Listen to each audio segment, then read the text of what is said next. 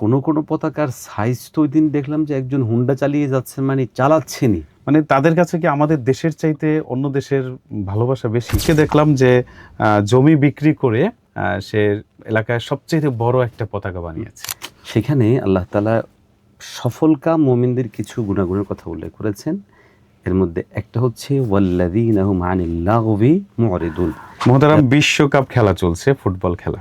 তো এই ক্ষেত্রে আমাদের দেশের মানুষের মধ্যে খুব বেশি উন্মাদনা দেখা যাচ্ছে। বিশেষ করে আফসোসের বিষয় যে মুসলমানরা নামাজের সময়টাকেও বাদ দিয়ে এই সময়টাকে তারা গুরুত্ব দিচ্ছে না। টিভির দোকানে টিভি নিয়ে পড়ে আছে, খেলা নিয়ে পড়ে আছে। এবং আরেকটা আফসোসের বিষয় হচ্ছে যে আমরা আজকেও একটা নিউজ দেখেছি যে এক ভ্যান চালক সে 50,000 টাকা স্ত্রীর নামে লোন করে সেই টাকা দিয়ে সে ভ্যানের কালার করেছে এবং নিজেরও অনেক জামা কাপড়ের কালার করেছে। আর এক লোককে দেখলাম যে জমি বিক্রি করে সে এলাকায় সবচেয়ে বড় একটা পতাকা বানিয়েছে। তো এই ব্যাপারে আসলে এটা আমাদের জন্য কতটুকু উচিত হচ্ছে বা হচ্ছে না? আসলে এটা তো আমাদের জন্য অত্যন্ত দুঃখজনক বাস্তবতা এবং জঘন্য ব্যাপার।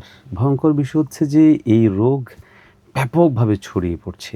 দেখুন, আল্লাহ সুবহানাহু ওয়া তাআলা স্পষ্ট করে বলেছেন কাদ আফলাহাল মুমিনুন। সেখানে আল্লাহ তাআলা সফলকাম মুমিনদের কিছু গুণাগুণের কথা উল্লেখ করেছেন। এর মধ্যে একটা হচ্ছে ওয়াল্লাযীনা হুম আনিল লাগবি মুরিদুন, যারা অপ্রয়োজনীয় অহেতুক কাজ থেকে বিরত থাকবে। দেখুন, আজকে এই যে খেলা নিয়ে যা হচ্ছে, আপনি তো বললেন যে এখানে পতাকা বানানো, গভীর রাত একটা শিশু পতাকা টানাতে গিয়ে কারেন্টের তারে মারা গেছে। হ্যাঁ, এটা প্রতিনিয়ত ঘটছে, একটা নয় অনেক ঘটে এবং অনেক অঞ্চলে উভয় পক্ষের সমর্থকদের মধ্যে মারামারি হচ্ছে এবং হাজার হাজার কোটি টাকা মানে দেশের নষ্ট হচ্ছে পতাকা বানিয়ে, জার্সি মানে ভয়ঙ্কর ব্যাপার। বাবা মা নাম রেখেছে আব্দুল হক, সেখানে সে তার পছন্দনীয় খেলোয়াড়ের নামে গেঞ্জি বানিয়ে সে গেঞ্জি পরছে।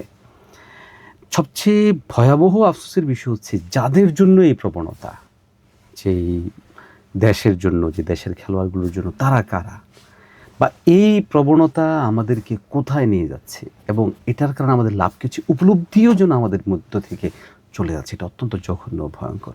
আপনি যেমনটা বলছিলেন, নামাজের সময় একটুগুলোতে, আমলের সময়, সর্বাবস্থায় মানুষের মধ্যে প্রবণতা, আমরা মনে করি এটা অত্যন্ত জঘন্য এবং অপচয় হচ্ছে। অপচয় তো প্রচুর এই পরিমাণে।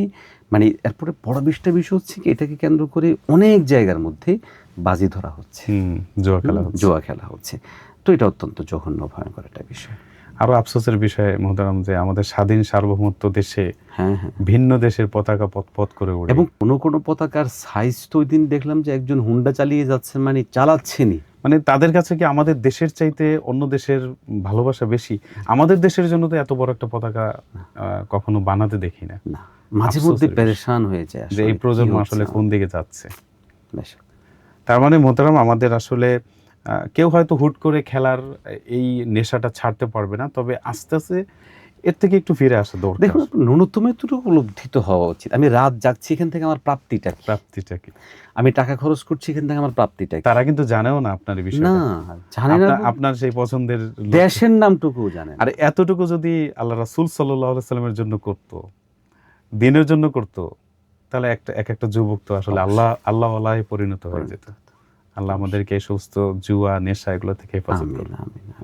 আমিন। ইসলাম এন্ড ভোকাল, সত্যের আলো ছড়াই প্রাণে প্রাণে।